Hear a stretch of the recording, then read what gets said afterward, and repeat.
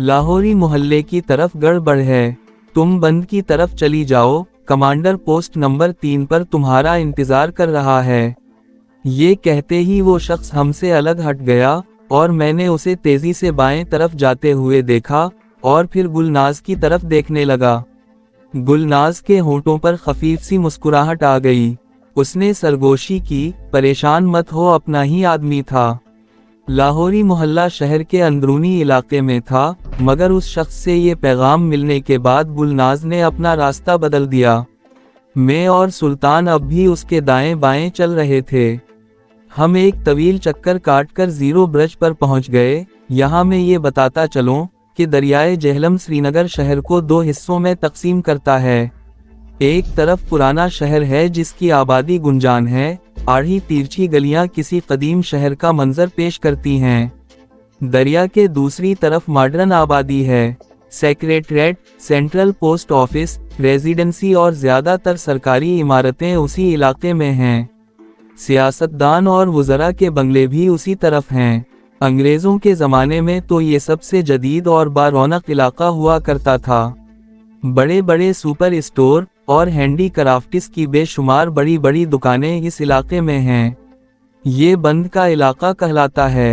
शहर के दोनों हिस्सों को मिलाने के लिए दरियाए जेहलम पर कई पुल बने हुए हैं, जिन्हें नंबरों या नामों से पहचाना जाता है। हम जिस पुल की तरफ आए थे वो जीरो ब्रिज कहलाता था। रास्ते में हमें एक तांगा मिल गया, उसमें 2 आदमी पहले ही से बैठे हुए थे, एक आगे एक पीछे। पिछली सीट पर बैठे हुए शख्स की उम्र 55 के लगभग रही होगी। मशक भर सफेद दाढ़ी, सर पर खड़े की सफेद टोपी और हाथ में तस्बीह, उसके चेहरे पर खौफ नुमाया था। खौफ और दहशत कश्मीर की वादी के बासियों का मुकद्दर बन चुका था। अगर मुकाबला इंसानों से होता तो इस खौफ से निजात हासिल की जा सकती थी, मगर वो तो भेड़िए थे। दरिंदे जो रहम करना तो जानते ही नहीं थे। बच्चा बूढ़ा जो भी उनके हाथ लग जाता उसे बेदर्दी से मार डालते। औरतों पर भी बेपनाह तशद्दुद किया जाता।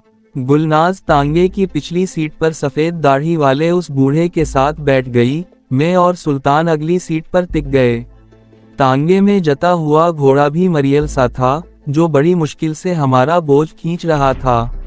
जीरो ब्रिज पर पुलिस के साथ दरिंदा सिफत फौजी भी राइफलें ताने खड़े थे, जो खूनखार नजरों से आने जाने वालों को देख रहे थे। कई लोगों को पूछगिछ के लिए रोक रखा था और हमारे तांगे को भी रोक लिया गया। एक पुलिस वाला और 2 फौजी थे। उन्होंने पहले गहरी नजरों से हम सब का जायजा लिया, फिर एक फौजी ने हमें नीचे उतरने का हुक्म दिया।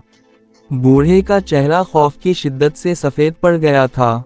पहले उस बूढ़े से ही कुछ सवाल किए गए और फिर पुलिस वाले ने उसकी जामा तलाशी ली और उसे इस तरह एक तरफ धक्का दे दिया कि वो गिरते गिरते बचा था। फिर वही फौजी गुलनाज की तरफ मुतवज्जा हो गया। गुलनाज की उम्र 40-41 साल रही होगी। उसकी ना सिर्फ शक्ल सूरत बहुत अच्छी थी, बल्कि जिस्मानी तौर पर भी उसमें बड़ी कशिश थी। भारतीय फौजी उससे सवालात करते हुए उसे ऊपर से नीचे तक घूर रहा था। उसकी नज़रों में हवस झलक रही थी, मगर गुलनाज बड़े मुतमईन लहजे में उसके सवालों का जवाब दे रही थी। इस थैले में क्या है?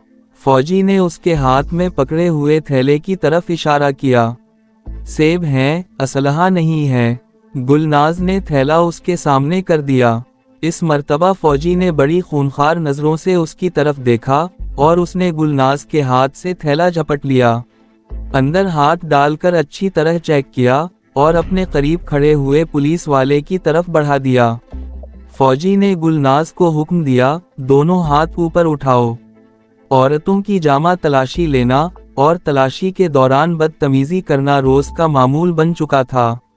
गुलनाज ने गहरे नीले रंग की टखनों तक लंबी चोगा नुमा कमीज पहन रखी थी और सर पर रुमाल बंधा हुआ था। उसने दोनों हाथ ऊपर उठा दिए। मेरा ख्याल था कि गुलनाज ने मेरे वालिद से ली हुई रकम कमीज के अंदर कहीं छुपा रखी थी और अब वो रकम इस फौजी के हाथ लग जाएगी। इस फौजी को शायद शुबह था कि गुलनाज ने ढीले ढाले लिबास के अंदर कोई असलहा छुपा रखा होगा और वो लिबास को महज थपथपा कर अपना इत्मीनान कर लेगा। लेकिन वो एक हाथ से गुलनाज के सीने को टटोलने लगा तो मेरी कुव्वत बर्दाश्त जवाब दे गई। मैंने लपक कर उसका हाथ पकड़ लिया और ठीक उसी लम्हे गुलनाज ने भी अपने दोनों हाथ नीचे गिरा दिए थे। मैं चीखा, अपने गंदे हाथ दूर रखो, अगर इसकी तलाशी लेनी है तो किसी लेडी कांस्टेबल को बुलाओ। गुलनाज ने भी चीखते हुए उसका हाथ झटक दिया। गुलनाज की मुज़ाहमत और मेरा तर्ज़े अमल इस फौजी के लिए नाकाबिल बर्दाश्त साबित हुआ। उसने भेड़िए की तरह गौराते हुए मेरे मुंह पर थप्पड़ रसीद कर दिया। मैं लड़खड़ा गया और मेरे मुंह से बेइख्तियार की चीख निकल गई थी। उसके पहले कि मैं संभल पाता, उसने मेरे कंधे पर राइफल का बट रसीद कर दिया। मुझे यूं लगा जैसे हड्डी टूट गई हो। मैं चीख कर नीचे गिरा तो उसने मेरे जिस्म पर ठोकरों की बारिश कर दी। मैं सड़क पर लौट रहा था, उसके बूट की ठोकरें मेरे जिस्म के हर हिस्से पर लग रही थीं और हर ठोकर के साथ मैं बलबला उठता। पुल पर ट्रैफिक रुक गया था और लोग जमा हो रहे थे, लेकिन आगे कोई नहीं आ रहा था। गुलनाज चीख चीख कर मुझे बचाने की कोशिश कर रही थी। दूसरे फौजी ने गुलनाज को बाजू से पकड़कर जोरदार धक्का दिया। वो भी चीखती हुई एक तरफ गिरी। उस वक्त चंद आदमियों ने जुर्रत से काम लेते हुए मुदाखलत की। इन भारतीय दरिंदा सिफत फौजियों के काम में मुदाखलत करना मौत को दावत देने के मुतरादिफ था। इत्तेफाक से एक पुलिस ऑफिसर भी जीप पर इस तरफ निकल आया था और लोगों ने उस पुलिस ऑफिसर को घेर लिया। गुलनाज अब भी चीख चीख कर इन फौजियों को बुरा भला कह रही थी। वो पुलिस ऑफिसर भी अगरचे हिंदू ही था, लेकिन सूरतहाल की नज़ाकत को तार गया था। वो मुझे फौजी के चुंगल से छुड़ाकर एक तरफ ले गया। मेरे मुंह और नाक से खून बह रहा था। मैं कमीज के दामन से खून साफ करने लगा।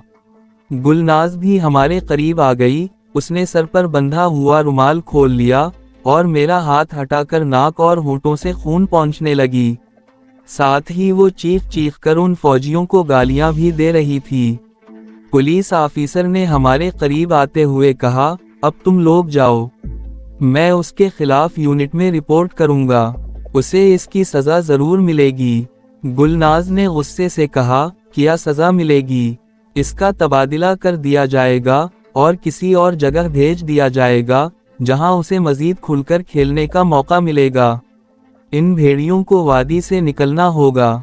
हम जब तक वादी को उनके नापाक वजूद से पाक नहीं कर देंगे, उस वक्त तक चैन से नहीं बैठेंगे। आज इस बेगुनाह और मासूम बच्चे को तशद्दुद का निशाना बनाया है, कल उसके हाथ में राइफल होगी और ये इंतकाम लेगा। पुलिस ऑफिसर का ख्याल था कि गुलनाज इस तरह चीखती रही तो आसपास खड़े हुए लोग बिगड़ जाएंगे और सूरतहाल काबू से बाहर हो जाएगी। उसने मुझे बाजू से पकड़कर जीप में बिठाया और गुलनाज को भी हाथ से पकड़कर खींचने लगा। चलो जीप में बैठो, इस लड़के को डॉक्टर के पास ले जाना जरूरी है, वरना तकलीफ बढ़ जाएगी। गुलनाज अब भी फौजियों को गालियां बक रही थी। मैंने उस तरफ देखा, ब्रिज पर मौजूद तमाम पुलिस वाले और फौजी राइफलें संभाले अलर्ट खड़े थे। गुलनाज जीप पर बैठी तो उसने सुल्तान को भी पकड़कर ऊपर खींच लिया। सुल्तान अब तक एक तरफ खड़ा रहा था और उसका चेहरा खौफ से धुआं हो रहा था। वो तो मुझसे ज्यादा जोशीला था, लेकिन मैं नहीं समझ सका था कि वो अब तक खामोश क्यों रहा था और बुज़दिलों की तरह एक तरफ क्यों दुबका खड़ा रहा था। मुझे उस पर गुस्सा तो आया था, लेकिन फिर सोचा कि इसने अलग रहकर अक्लमंदी का सबूत दिया था। अगर वो मुदाखलत करता तो उसका हश्र भी मुझसे मुख्तलिफ ना होता। जीप बंद के इलाके में एक शॉपिंग सेंटर के करीब रुक गई। पुराने शहर में हंगामे का असर यहाँ भी हुआ था और बहुत सारी दुकानें बंद थीं। पुलिस और फौजियों का गश्त यहाँ भी जारी था। वो पुलिस ऑफिसर हमें जीप से उतारकर एक क्लिनिक में ले गया, जिसके दरवाजे के ऊपर डॉक्टर गुलाम नबी के नाम का बोर्ड लगा हुआ था। पुलिस ऑफिसर मुझे डॉक्टर के हवाले करके चला गया। उसने डॉक्टर को हिदायत कर दी थी कि हमसे कोई फीस ना ली जाए। क्लिनिक में उस वक्त 2-3 मरीज और भी थे, लेकिन डॉक्टर फौरन ही मेरी तरफ मुतवज्जह हो गया। मेरा निचला होंठ फट गया था और नाक से खून बह रहा था। जिस्म के हर हिस्से से टीसें उठ रही थीं और बाएं कंधे में ज्यादा तकलीफ थी। आधे घंटे बाद हम क्लिनिक से बाहर निकले तो मेरे पूरे जिस्म में दर्द की लहरें उठ रही थीं। डॉक्टर ने अगरचे मुझे दर्द रफा करने की 2 गोलियां खिला दी थीं, लेकिन फौरी तौर पर दर्द में कोई इफाका नहीं हुआ था, बल्कि तकलीफ बढ़ती जा रही थी। हम तकरीबन 1 घंटे तक मुख्तलिफ सड़कों और गलियों में चलते रहे। उस इलाके में बड़े बड़े आलीशान बंगलों और चमचमाती कारों को देखकर अंदाज़ा लगाया जा सकता था कि कश्मीरियों की तहरीक आज़ादी ने उन दौलतमंदों की ज़िंदगी को किसी पहलू से भी मुतासिर नहीं किया था। वो पहले भी ऐश कर रहे थे और आज भी सुकून और इत्मीनान की ज़िंदगी गुजार रहे हैं। आग और खून का खेल तो गरीबों का मुकद्दर बन चुका है। आज़ादी की लगन तो उन्हीं लोगों को है जो एक वक्त की रोटी से भी महरूम हैं, जो अपना हक हासिल करने के लिए हिंदू साम्राज्य को वादी से निकालना चाहते हैं। यही लोग सरों पर कफन बांधकर और जान हथेली पर रखकर फिर रहे हैं। यही लोग भारतीय दरिंदों के जुल्म और तशद्दुद का शिकार होते हैं। यही दीवाने गोलियों की बाढ़ अपने सीनों पर रोकते हैं और उन्हीं के घरों को जलाकर राख कर दिया जाता है। उन्हीं के मासूम बच्चों को चीर कर फेंक दिया जाता है और उन्हीं के मासूम बच्चों औरतों की बेहुरमती की जाती है। कोई दौलतमंद मुजाहिदीन की किसी तहरीक में शामिल नहीं, उनके नरम और गदाज हाथों में भी राइफल नहीं देखी गई। ये लोग जब घरों से निकलते हैं तो दर्जनों गार्ड उनके हिफाजत करते हैं। ये सिर्फ दौलत समेटते हैं और बयानात जारी करते हैं। हम श्रीनगर क्लब के पीछे से होते हुए एक और सड़क पर मुड़ गए और तकरीबन 20 मिनट तक मुख्तलिफ गलियों में चलते रहने के बाद एक बंगले के गेट में दाखिल हो गए। गेट की दूसरी तरफ तकरीबन 5000 मुरब्बा गज खुली जगह थी, जिसमें सेब और अखरोट के लातादाद दरख्त थे। खुदरू झाड़ियों और बेतरतीब घास से अंदाज़ा लगाया जा सकता था कि इस जगह की देखभाल पर तवज्जो नहीं दी जाती थी। एक तरफ बंगले की इमारत थी। इमारत की हालत देखकर उसे बड़ी आसानी से आसार कदीमा में शुमार किया जा सकता था। बरसों पहले शायद रंग और रोगन किया गया होगा। अब तो दीवारों का पलस्तर भी जगह जगह से उखड़ा हुआ था। बरामदे के सामने अखरोट के 2 बहुत ऊंचे दरख्त थे, जिनकी घनी शाखों ने बंगले की छत पर साया कर रखा था। बरामदे के सामने 3 कुशादा सीढ़ियां थीं। सीढ़ियों और बरामदे का फर्श जगह जगह से उखड़ा हुआ था। बरामदे में हमारा इस्तकबाल एक बूढ़ी औरत ने किया। गुलनाज के साथ मुझे और सुल्तान को देखकर वो चौंके बगैर नहीं रह सकी थी। मेरे होंठ और नाक पर बैंडेज देखकर उसकी आंखों में तशवीश उभर आई। वो हमें एक कमरे में ले गई, जहां बिछी हुई दरी पर 2 आदमी बैठे हुए थे। वो हमें देखते ही उठकर खड़े हो गए। उनमें से एक की दाढ़ी और सर के बाल भी बेतहाशा बढ़े हुए थे। सर पर चित्राली टोपी थी। उसने सरमई रंग की शलवार कमीज पहन रखी थी और ऊपर सियाह रंग की वास्किट थी। उसके करीब ही फर्श पर सब मशीन गन और गोलियों से भरा हुआ बेल्ट रखा हुआ था।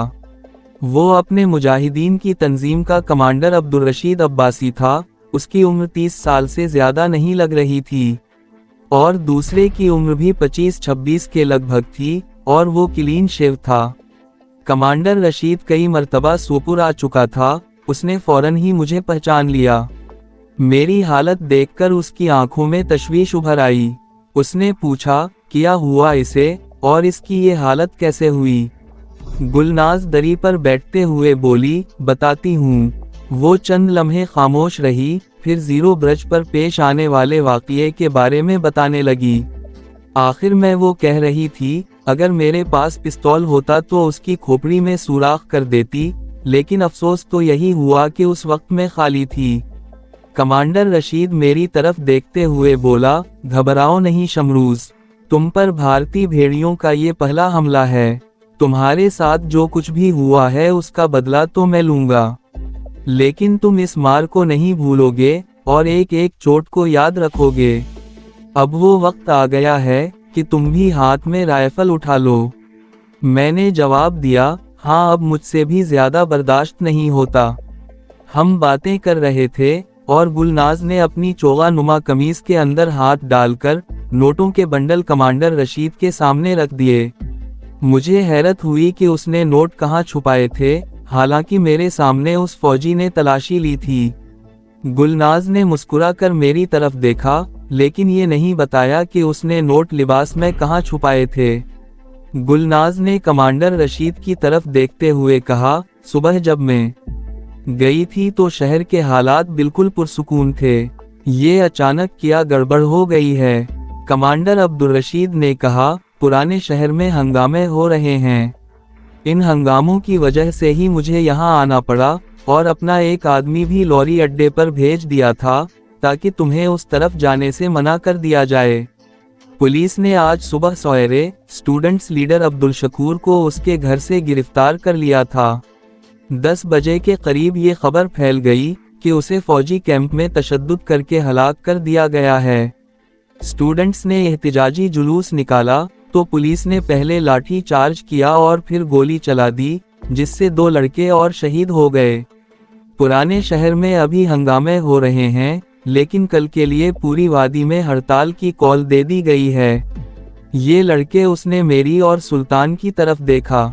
ये दोनों भी 3-4 दिन तक वापस नहीं जा सकेंगे और इन्हें यहीं रहना होगा। मैं आज ही मौलवी रसूल बख्श को पैगाम भिजवा देता हूँ कि वो परेशान ना हो। इस दौरान उस बूढ़ी औरत ने हमारे सामने चाय ला कर रख दी। कश्मीरी चाय का कुछ अपना ही मज़ा होता है, लेकिन मुझे इतराफ़ करना पड़ा कि ऐसी खुश जायका और लजीज चाय मैंने इससे पहले कभी नहीं पी थी। कमांडर रशीद ने बूढ़ी औरत की तरफ देखते हुए पूछा, अम्मा फातिमा, याकूब कहाँ है? फातिमा ने जवाब दिया, बाहर गया हुआ है, अभी आ जाएगा थोड़ी देर में। कमांडर रशीद ने कहा, वो आ जाए तो मेरे पास भेज देना। बूढ़ी फातिमा के जाने के थोड़ी देर बाद गुलनाज भी खाली पियालियां लेकर कमरे से चली गई। कमांडर रशीद हमसे बातें करने लगा। वो वादी के मुख्तलिफ इलाकों में दरिंदा सिफत भारतीय फौजियों के जुल्म व तशद्दुद की बातें सुना रहा था। दोस्तों, उम्मीद करते हैं आपको हमारी वीडियो पसंद आई होगी।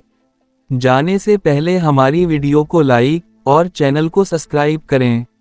अगली किस्त में आपसे मुलाकात होगी, तब तक के लिए अल्लाह हाफिज।